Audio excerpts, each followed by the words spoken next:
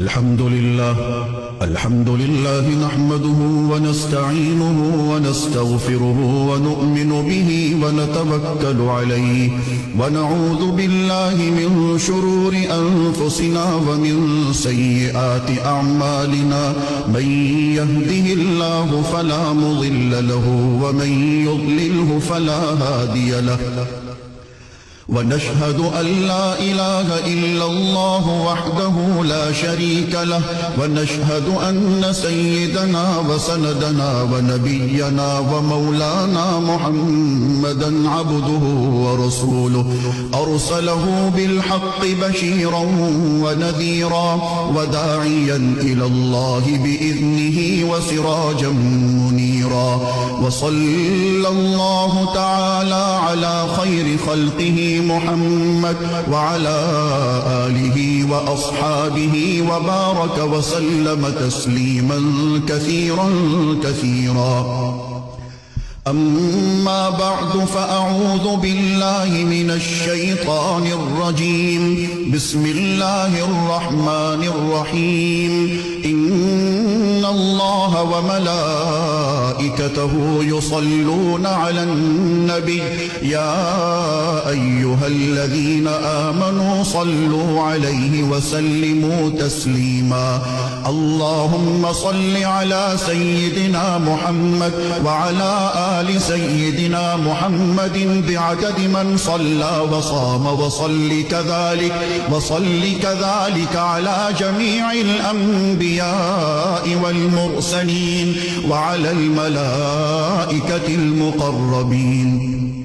وعلى عباد الله الصالحين خصوصا على سيد المتقين والأبرار صاحب النبي في الغار والمزار أفضل الصحابة بالتحقيق خليفة النبي بلا فصل إمامنا أبي بكر الصديق رضي الله تعالى عنه وعلى الناطق بالصواب والعادل بالكتاب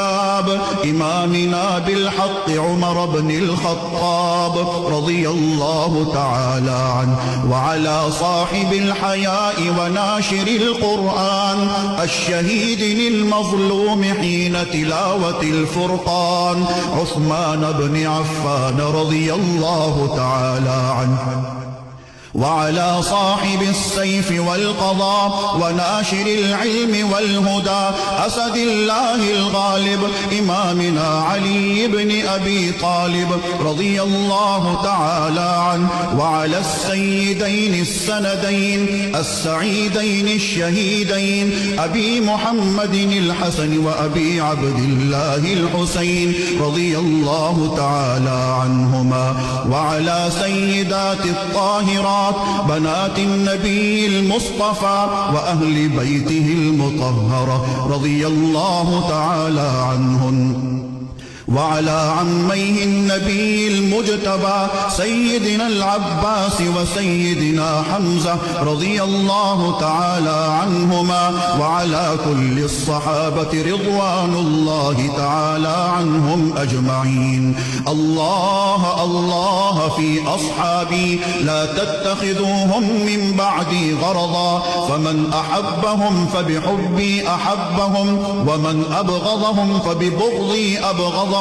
وخير أمتي قرني ثم الذين يلونهم ثم الذين يلونهم. تعادلوا عباد الله رحمكم الله. إن الله يأمر بالعدل والإحسان وإيتاء ذي القربى وينهى عن الفحشاء والمنكر والبغي يعظكم لعلكم تذكرون. اذكروا الله العلي العظيم الكريم يذكركم وادعوه يستجب لكم ولذكر الله تعالى أعلى وأولى وأعز وأجل وأتم وأهم وأعظم وأكبر والله يعلم ما تصنعون.